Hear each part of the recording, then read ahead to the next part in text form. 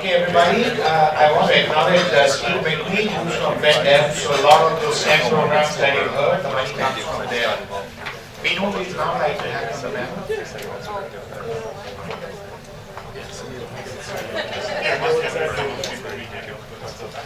Okay, I'll now hand over the stage to Matthew. Matthew is partner at Plaza Corp Ventures. It's a micro VC firm. He's involved with all stages of investment cycle and has completed dozens of deals with early stage technology companies. He was earlier principal with an institutional investor. He went to University of Toronto and did Master of Law from Oxford University. Matthew, please take over. Evening, everyone. Thanks for having me. Thanks to our host, Vasco Martineau, and thanks to Lily Musai for having me up here. And hope everyone has a good long weekend. You know, I was asked to just say a few words about the context about the community and the accelerators and whatnot. And I've been thinking about it, and so the first question that I had, which was sort of helps encapsulate the entire community and the ecosystem, is what's going on. So this is to all 5 of you guys. And how many of you guys were around 4 or 5 years ago? As an organization. Was the DMZ, remind me of the DMZ time frame, roughly? 2010. 2010, so not 5 years ago. So what does that tell you guys about what's going on in the Toronto GTA community, startup technology community? These guys, if we had this panel 4 years ago, none of them would have been here. Or actually, this panel wouldn't have even existed in the first place. So that, if that doesn't encapsulate what's going on, I don't know what does. There's been a complete paradigm shift in the ecosystem in the last 2-3 years. Now, accelerators aren't a new thing. Investing in software and technology, ICT companies and technology companies are not a new thing either. So why has that happened? The honest to God answer is I have no idea. I think it's partially people watch The Social Network. They saw the movie The Social Network, and they think it's, you know, being an entrepreneur and dropping out of Harvard is the coolest thing in the world. You know, that doesn't happen every day, but there's really just been a reinvigorization of, I don't even know if that's a word, but if there's in the investment community. And what I think we're seeing is we're seeing the old guard of venture capital firms that raised a lot of money in the early mid-90s for the initial tech bubble. They then crashed. They're managing big funds. They have old portfolios. And then there's the new move towards the lean startup, which is really what the accelerators are all about. And that's basically doing a lot more with a lot less. The good news is that it's never been more capital efficient to start a technology company. You don't have to buy big honking machines and big honking servers like you had to do even 5 years ago. You know, so really you can start up a technology company with just $10,000–$15,000 really and just hack it yourself. So, I mean, it's never been more capital efficient. You can almost start a company on your credit card. I mean, I don't recommend it, but you know, you basically can. And what's great is that, you know, being an investor in the space, and we're actually, Plaza Corp is actually an investor in 3 different accelerators or incubators. Ironically, none of them are actually represented here tonight. We're an investor in Real Ventures in Montreal.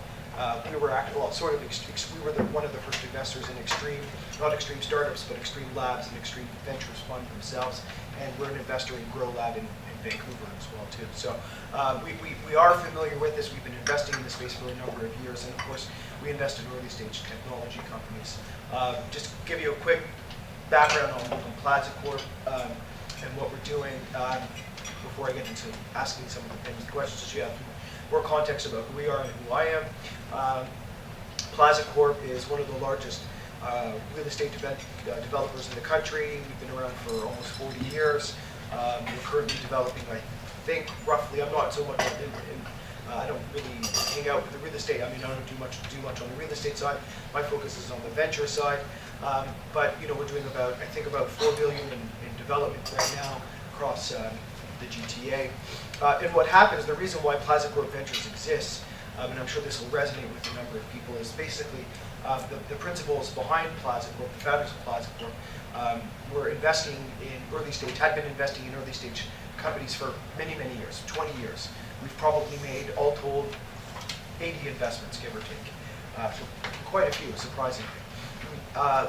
I'd say 70 of which were pretty much back of the napkin type of investments, where they were putting 100,000 into this deal, 300 into that deal, et cetera, whatever the case may be.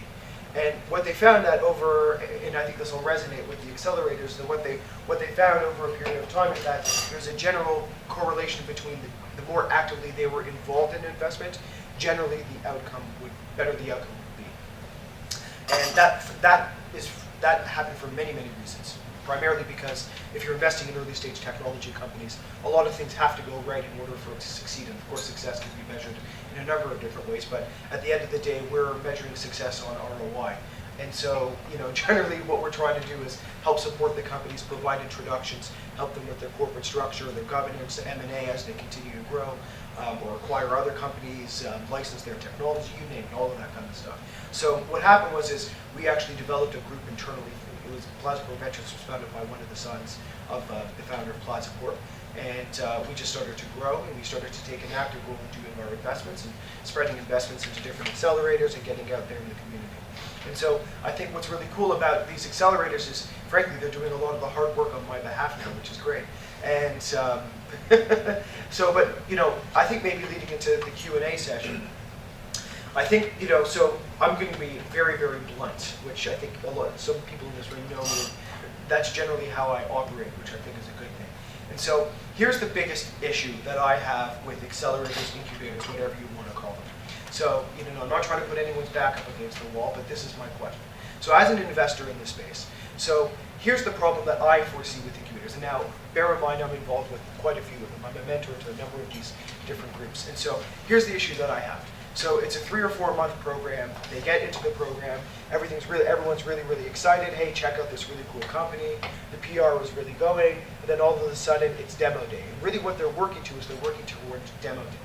And then what happens is that you get the guy and the girl presenting their company. They're wearing the cool t-shirt that has their name of the company on it. Everyone applauses. And then they have a big party. And then they wake up at 8 o'clock in the next morning, and then they go, oh, geez, I got to run a company now. And that's the hard part. So the disconnect that I found with the accelerators is the post-demo day support, or lack thereof. And I'm not saying that not everyone is guilty of it, and it can come in many different ways. But really the hard part is 8 a.m. the next morning after demo day. That's the hardest part. The days, the however many days or months leading up to demo day, that's easy, that's fun, because you've got people like Nile and Sunil like doing this full time, and then you've got all these 80 investors that are trying to help them out and whatnot, and then you've got all of the PR, and then all of a sudden they have to hire people, they have to fire people, they have to deal with tax structures in foreign lands. How do they hire a salesperson in North Dakota? I don't know. Well, these are issues that they're going to have to eventually come across. And that, I think, has been a bit of a disconnect. So maybe I'll put it to the panel and open it up to anyone to maybe take a quick stab at it. I think the disconnect for investors like me is, it's all well and good leading up to demo day, but what about after demo day? Well, I think hopefully if things go well, it becomes more of your problem after demo day, because they're in your portfolio. And so now you're taking an active role in ensuring that they get to the next stage of growth and that they get to a Series A or a Series B. So that's why so much effort is put into these investor events, because we want these companies to get funded. But on the other hand, I will say that I believe in the ecosystem, and Chelsea talked about it as well. It's not like there's a hard stop. We get to know these companies. We hope that they all stay in our space. We have a large enough space that we want the companies to stick around for a number of months, maybe a year later, until they need to grow and to sort of go into their own space. Right. So I agree with you, and I think that's an interesting approach. But the issue is, so is the goal to get them funded, or are we trying to grow a real business and have them get acquired, and then everyone's going to make a lot more money, right? So on paper, getting them funded to a Series A or a Series B, that looks good, because your initial investment of whatever percentage that the 7.5 or whatever the case may be, all of a sudden now that's quadrupled, which is awesome, which is great on paper. But really, ultimately, we're trying to build long-term I mean, obviously, we'd like to get out of the business sooner rather than later. Investors aren't interested in investing in lifestyle businesses. They want to build a company for 3-4 years and ideally get out for a hell of a lot more money than we paid it, than we bought into it for. But ultimately but when we invest in a company, we try, at least I try and think about building a long-term, sustainable, cash flow, quarter-over-quarter growth type business. Those are the kinds of businesses that I personally love to invest in, or at least my partners and I love to invest in. So, is there going to be more of a shift to in terms of the mentality to say, hey, let's build a long-term, scalable, self-sustaining good business, because there's lots of buyers for these companies. There's corporations in the United States are sitting on $1 trillion in cash right now. $1 trillion in cash, and they have to spend it. They have to.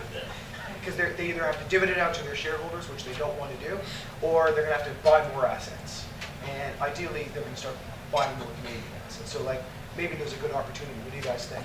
I think that's definitely one of the big spaces, and that's, when I relate to that with an education model, it's the same situation as a student graduates from the university, and then he's thrown out in the market to figure it out. And you see programs like continuing education programs coming out of every university to help support the students. And it's the same kind of problem here.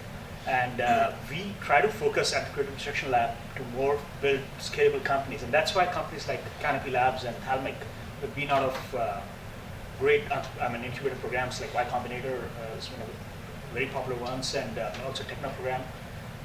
They found real value in this just because of that reason. Because once you're out of the incubator program, or an accelerator program that's short-term, focused on just taking it from a seed capital to a Series A funding, how do you take it further from there?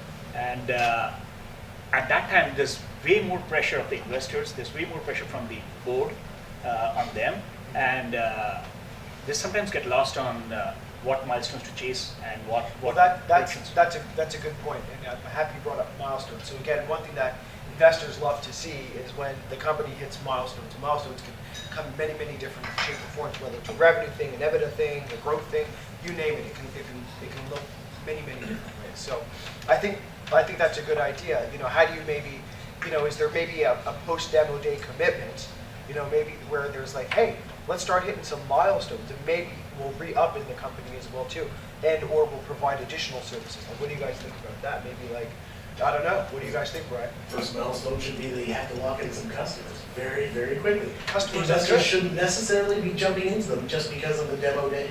A good dog and pony show is great, but the real milestone, the reality of the companies, and some of them have already hit the milestones before they've gone to demo, which is awesome too. Which is great. They've got some clients, they've got some customers. Yeah. But the it's reality. I just saw one of. I think I saw a press release for one of your companies, when your first cohort, they sent out a press release today, right? Yeah. The Shop guys. So they're connected with WordPress. So I mean, that seems like a milestone to me. I don't know. So speaking for our portfolio companies, I was really pleased coming in the next day after demo day to see the guys in there in the office, and within a week them walking down major multinational customer. Yeah. And so for me, those are the sorts of milestones that I want to see, and then the sort of mentality that we try to inculcate over that 3-year period. The Dog and Pony Show is a coming out party. It's and I'm all in favor of it, because I like to go to them, they're fun, and we get to see each other, we have a good time, which is great. But at the end of the day, we're in this business to make money. Yes. End of story. And we're investing in we're putting risk capital on the line. We want to see milestones hit. Absolutely. And I'd love to see a situation where we can get more U.S., not necessarily investors per se, but U.S. big corporations, the buyers, the end users and or buyers of these kinds of companies. I don't know how we do it. I don't know how we convince these guys to get on a plane from, Minneapolis or Chicago or San Diego, you name it. But to get up here and that's something I think would make a huge difference in the ecosystem. Yeah, I'll just add, sorry. I don't want to overplay the importance of these accelerators. I mean, to be honest, it's kind of a fake thing. You've got these companies, you select them, you hype them, you connect them, 90 days, all hands on deck, and you do this demo day event, and then, what comes next? But the value is what happens, and I've seen it now, in the 90 days, these companies are basically benched, they all want a shot at the title. They all want to, use this as a platform to attract investment and to, to make a lot of money. And I think that's a very laudable objective, and we fully support that. And one thing that we've noticed, and I'm sure all the other programs will say the same thing, is that we make these guys pitch and demo every Friday, and basically they're benchmarking themselves against each other. They don't want to be seen as the weak group in the weak link in the chain and the one company that's really not performing. So they work really, really hard. And so now I can confidently say that one of the outcomes of an accelerator is that the kind of work that you accomplish in the program is probably far greater than you could have accomplished outside, just because of the social benchmarking and the dynamics. The peer dynamics, the peer pressure is awesome. That's one of the benefits. Again, it's hence the term. It accelerates their growth in many different ways, whether it's IP development, their team, or the people that are serious stick around or not. It's very, very important. I would agree, and also just from Ryerson's point of view, or I believe any university, I think we also we're really not an accelerator for the sake of being an accelerator. We are a university first and foremost, and the incubation and acceleration part comes in afterwards. So part of our role as educators is also to develop the entrepreneurial sort of skills in our students. So that's one of the reasons why DMZ came about in the first place. So we would be remiss in our duty to our civic duty if we were only keeping, and we were sort of cutting out the fat, if you will, and only putting out the very best, the leanest meat. I think the fact that they are in an environment where it gets them thinking, it doesn't matter if they have failed the first time. There's a huge amount of learning from that, and they will take that away. Yeah. So we're building better citizens by having that kind of an incubator process. So I think we shouldn't, it's all fine when you're putting your money and asking for something very lean and mean. But as a university, it's our role to make sure that we are actually supportive of the other environment. Yeah. So Chelsea, let me ask you a question. So Hyperdrive is relatively new. Yes. Correct me if I'm wrong. It's only maybe a year, if that, give or take? Less than a year. Less than a year. Yeah. So, but obviously you're drawing on the wealth of Communitech, and obviously Communitech has been a great center. I mean, it's been fantastic. Some of the great companies that have been, released over the Vidyard. I mean, it's a pretty long list of awesome companies. So, with Hyperdrive being a relatively new player at it, what do you think of what's some of the cool stuff and what's some of the bad stuff that are you able to draw out of the Communitech experience, and then sort of take that and create version 2.0 with Hyperdrive? Is that the objective, or is it just sort of, what do you think? Well, with the Communitech experience, we have something called the Venture Services Program, and that is open to anybody that wants to basically start or continue to grow their tech company. So basically what Hyperdrive is a more concentrated version of that program. And Venture Services has worked with over 500 different startups. So what we're doing is we're taking our knowledge from helping those startups and making a concentrated program with Hyperdrive. And what we also found out was, as you said, as an investor, it's not only 90 days. It's your business is an ongoing and continuous thing that you must think of. And we realize and one of the things that we value is creating sustainable businesses, and that takes time. And that's one of the things with our Venture Services Program. A lot of these companies that are within the ecosystem, they didn't only leverage our programming, but they also leverage the programming of the Accelerator Center of Velocity. And what we do is we partner with these organizations and we provide the workshops. And we help these companies throughout all the various different stages. So from validation to their efficiency to scale. And we make sure that we're with them every step of the way. And so because we've done that multiple times, Hyperdrive is just, as I said before, a concentrated version of our experience with the Venture Services Group. Awesome. So maybe you could just spend a quick moment, since you're in the KW region. Did you have a cohort already? Is the first cohort was just announced recently, right? So we had our first cohort that came in July of last year, and they haven't graduated. They have at least another 18 months to go. We're going to be announcing the successes of the first cohort April 16th, and the amounts that they have raised, and some great news. And with cohort 2, we're going to be having our demo day April 25th. So I'm really excited as to what we're going to be sharing in the next couple of weeks, because it speaks to our ecosystem and the support that we provide, as well as the programming. So stay tuned for the next. So stay tuned. You're going to see some cool things happening very shortly. So here's also an issue that this sort of going back to one of my initial questions was, so investors like me, I mean, for the most part, we don't all come from engineering and tech backgrounds. I think you heard a little bit. My background is I'm a legal and a finance geek. Okay, like I've admitted this before, and I'm saying it again. I guess on cameras being recorded. I can't write a line of software code if my life depended on it. So how do you help guys like us, I guess really investors who are going to be, sort of the next stage of investors for your companies? How do you help validate the IP? With guys like me. I mean, obviously, like, there's different types of companies. Obviously, with Creative Destruction Lab, they've got, I've met a bunch of them. And they've got like good double PhDs and stuff like that are, writing code. And then there's other companies that are app companies, right, which maybe aren't as IT or IP heavy. So, but nevertheless, we need to know that there's some IP validation in there. Are you guys doing anything to help the investors validate that IP, more than just talk to the lawyer about the patent kind of thing?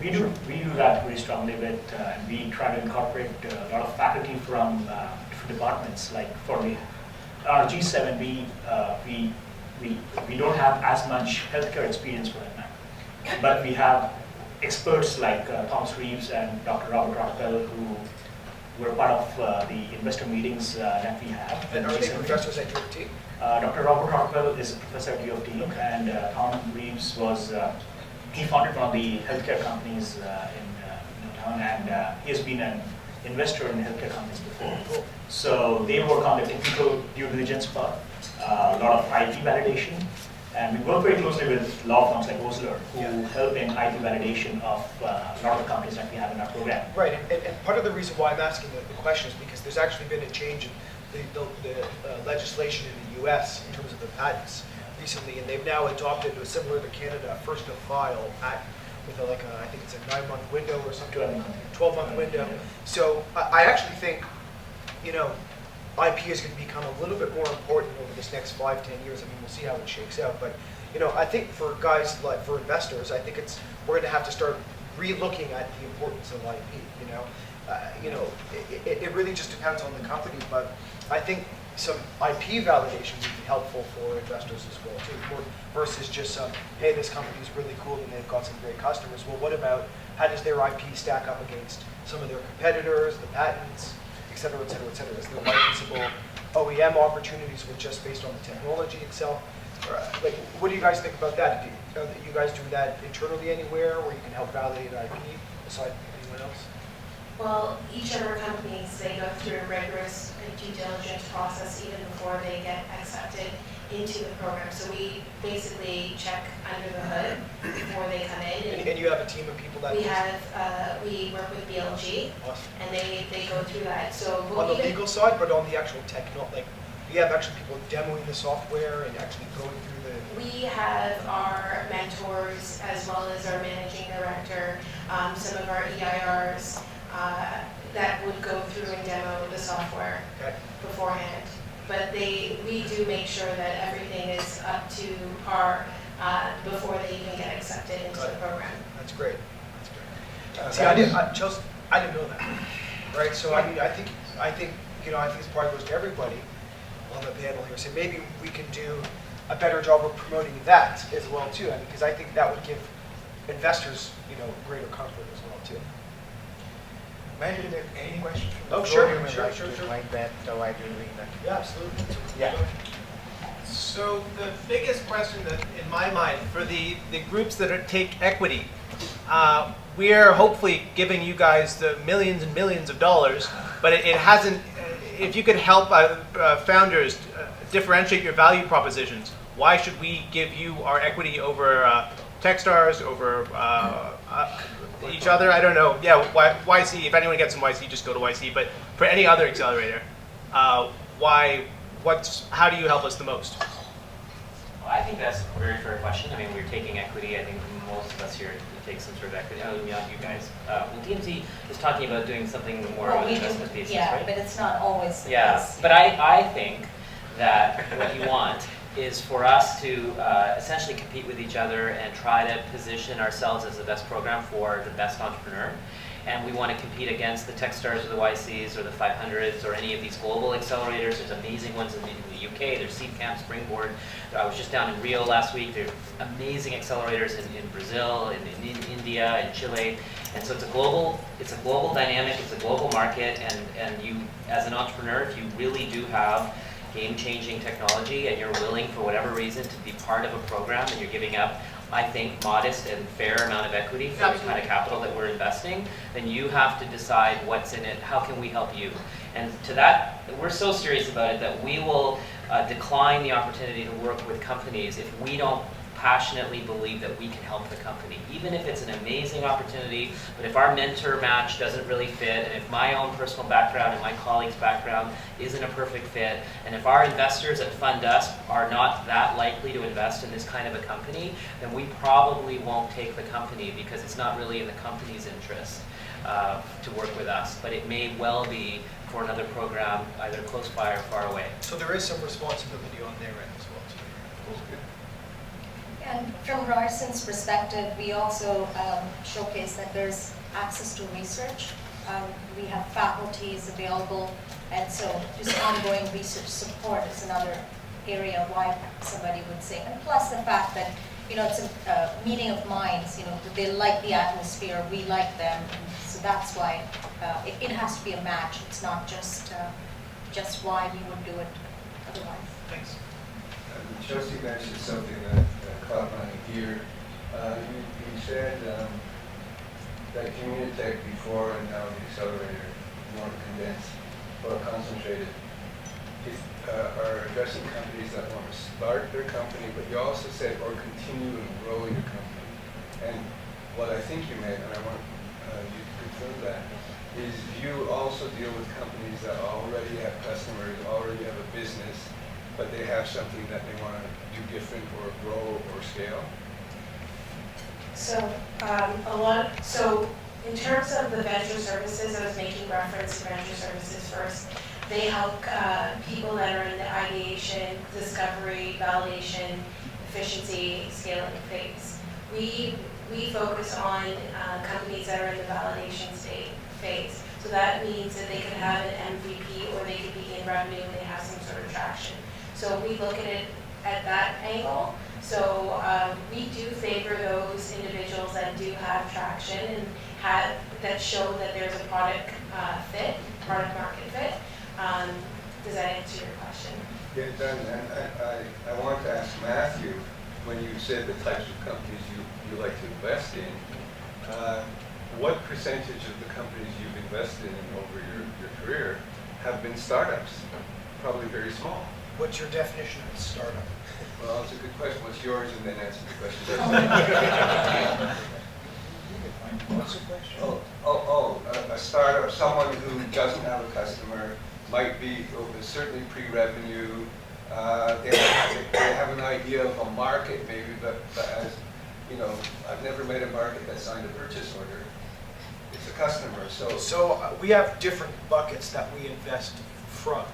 So we have some of the late stage buckets that we invest from, which I would say are more SaaS enterprise, selling to Fortune 2000s, doing $1 to $7 million in run rate revenue, and are looking for a Series A growth cap.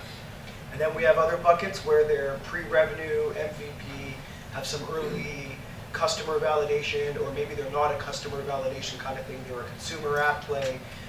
You know, we have a wide spectrum in terms of what I've invested and what we've invested over my career, and certainly what the firm has done. I mean, we have everything from one company that's what I would call an extremely boring, storage, software, hardware play, but it's doing close to 100 million in revenue. And we have another company that we invested in that is pre-revenue and has 30 million app users right now.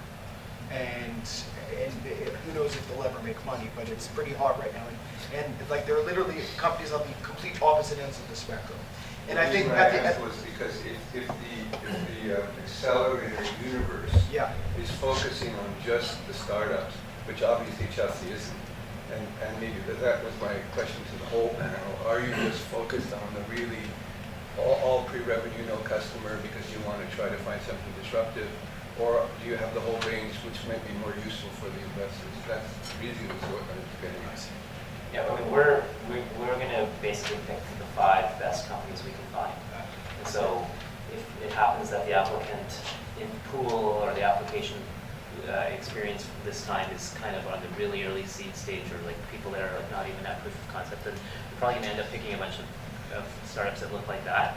However, if there's an opportunity to go into larger companies that might have already raised considerable money, but of course there's a funding challenge to go and raise a Series A to a Series B, and these guys have been out there for a while and getting maybe a bit disillusioned, a bit dated, but there's great technology and an opportunity to invest at a valuation that takes them back, a couple of years, but give them a bit of a restart, then that's very interesting as well. So we would definitely look at doing that. We have a pretty wide range of companies starting from pre-revenue.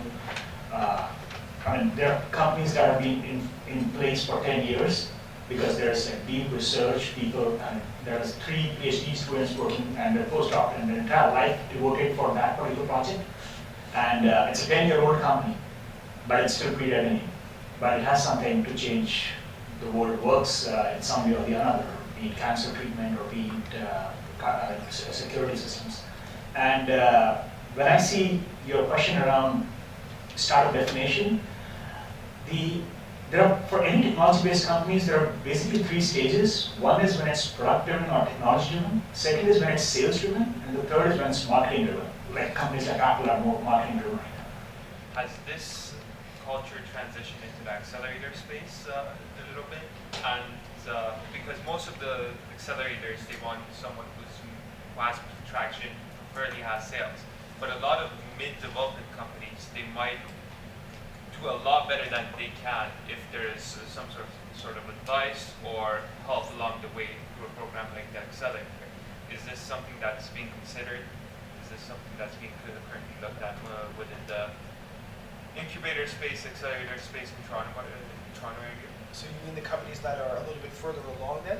No. A little bit before the sales. They're still developing their app, but they've gone through the problem validation and they still haven't developed their full product. I think Sunil mentioned about pre-accelerator. Yeah, sorry, Brian. I think that fits what our motivation was with our pre-accelerator, which was to find people like that who have big ideas and have the technical ability to do it. They may not, there's really high probability that it won't work for whatever reason, but with a proper ecosystem in a short duration, with a lot of pressure and a weekly demo and all that, and with the mentor access, it might encourage them to get to where they want to go. But again, as you said before, your program is closed right now. It's like you don't really go and market this product, and there's this pre-accelerator program out there. So how are people supposed to know that there are such services out there if it's still such a closed community? Okay, well, I'll just say quickly on that point, whether we market it or we find the companies through some other channel, I think in the end it's kind of the same result because we're finding a certain number of companies that we believe are like that.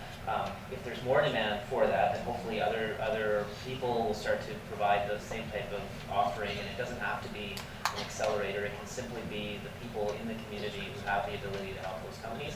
And there's one thing I find everywhere in Canada is that there is no shortage of advisors and helpers. I mean, we are overrun by it. It's basically in our DNA. It's the way our country is built. It's the way that things get funded. And so it's just a question of getting those people, who I think in many cases are paid to do it, to be more committed. And I mean, look at this room. It's 8 or 9 o'clock at night before a long weekend, and we're here committed to this topic. And I would just love to see more of that. And that's kind of what we see in California and New York and the Valley and in other places. And I'd love to see that kind of take flight here. It's starting, but we need to do more of that. fact, a lot of us are hung up on the equity. The screen accelerator programs, they just give advice. They don't give you any money even if they want. Well, money's not always the important thing for a company. A lot of times the networking resources, a lot of advices are what helps you drive towards where you can go to make the money. So I think one of the things that you should look at is the wider ecosystem. Sunil's got Startup Weekend, I've got Startup Drinks. There's a lot of people building that ecosystem that an entrepreneur can get a heck of a lot of value out of by going out, meeting with people, spending a weekend building a company with a lot of mentorship. There's a lot of, if I look back 6-7 years ago, was the first sort of bar camps, there wasn't that. It didn't exist. It didn't exist. It was not, No, and so, you know. it's a if total I- paradigm shift in the ecosystem in the last 4 or 5 years. And since I've been within my career, since I got into this business, if you will, Yeah. when I first got in, none of this stuff existed. Zero. It's awesome. I mean, it's a great ecosystem. And I think that's one of the reasons why Toronto's being recognized now. But this wasn't here. You know, the OCEs, the Marses, none even they existed 6 years ago. So none of this ecosystem. So, I see a shortcoming in the current setup. It is all structured around software-related products. Right? You are defining everything as ICT. What if I have a physical science-related problem? I want to engineer, say, a medical device. I have an idea. It's going to take a couple of $1 million to have the technology or a product developed, and then go through 7 years going through the FDA process and all that. So is there any support for that kind of activity? UFT has lots of such programs, and we focus a lot on those kind of projects. And But you don't take outsiders, they are only geared for UFT persons. yeah, I agree. But there has to be one UFT co-founder. So That's the answer is go on LinkedIn. Find someone that you know that graduated or is currently at U of T, and bring them on your management team. I wasn't born here, I was born and raised somewhere else, I happen to be here. Are you on LinkedIn? I somewhere else, so I have an idea, which is very None of good. that forward. I mean, the thing is, the ecosystem is now getting very alive. These things didn't exist 2 years ago. They're not I understand, but I'm just saying, is there any plan to accommodate capital-intensive development type thing, or just, For accelerators, this model, one of the reasons why it works really well for the IG side of things is the cost of capital. As I mentioned, It's you low. can start a It's software really company low. on your credit card pretty much. So, For a instead of company, and I remember meeting, I remember chatting about it, and it's a lot more dough than just $15,000. Brilliant idea, but you have to have the right people behind you, and it's just a matter of, there are people that are willing to back those kinds of companies. The problem is that they're generally few and far between, and you have to find them. The only program I can think of that is remotely close would be the Health Technology Exchange. HTX, and they invest in that sort of company. But it's got to be a company, it's got to be a technology that's there, and you've got to have a team around it. And so it's beyond what a normal accelerator would be.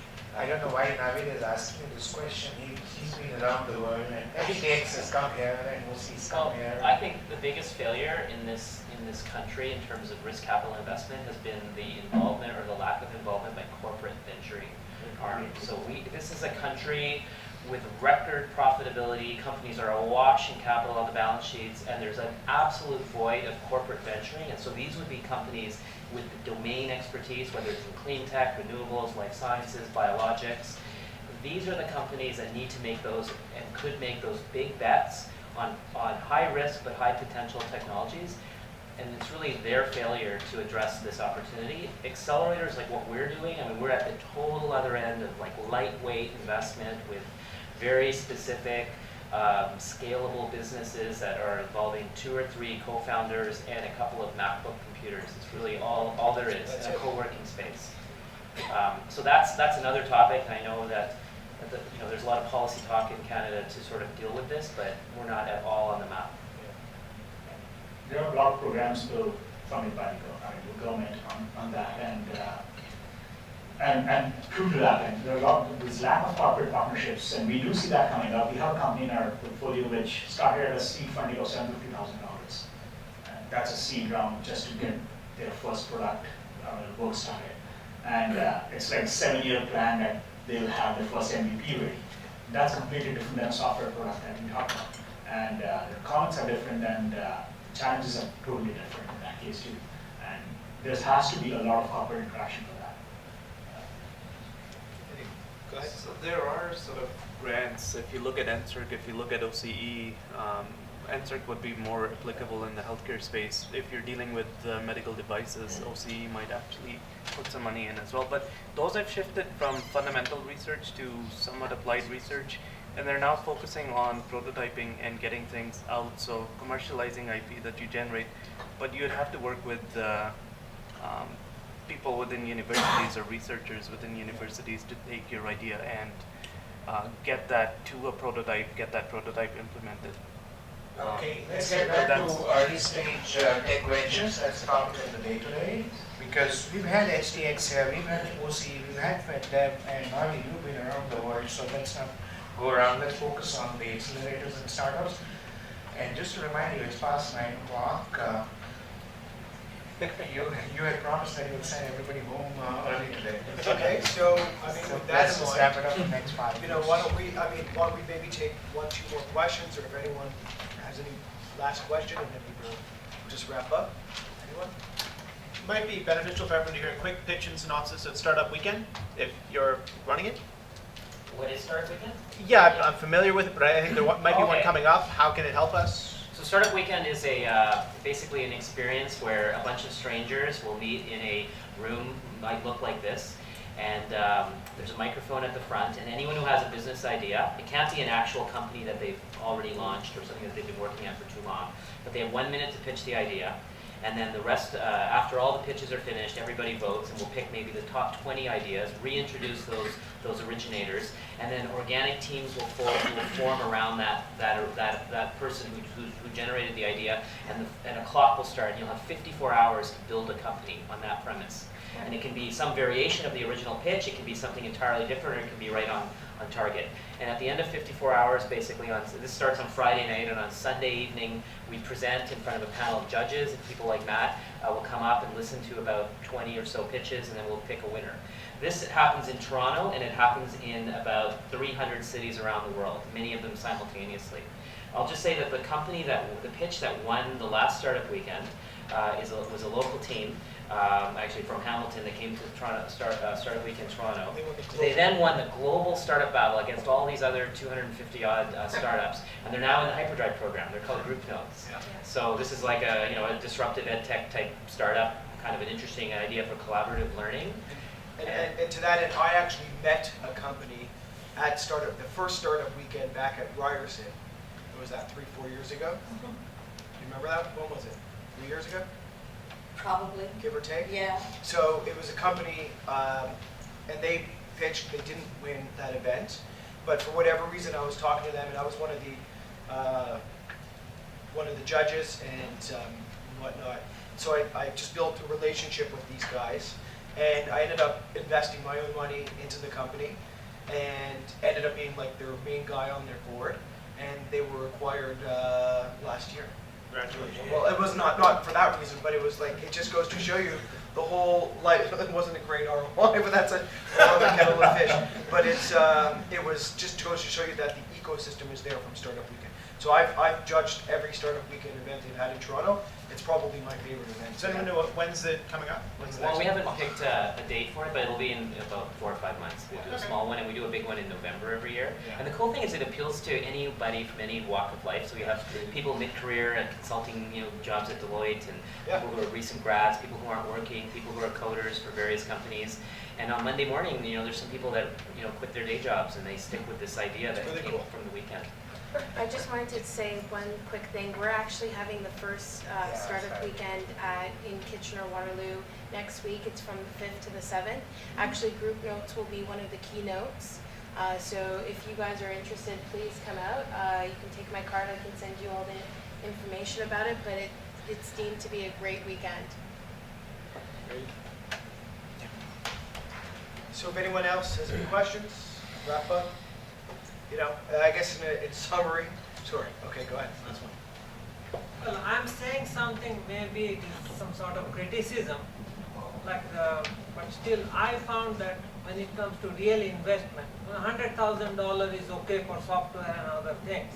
But when it comes to clean power investment, let us say 5 megawatt power is minimum. Yeah.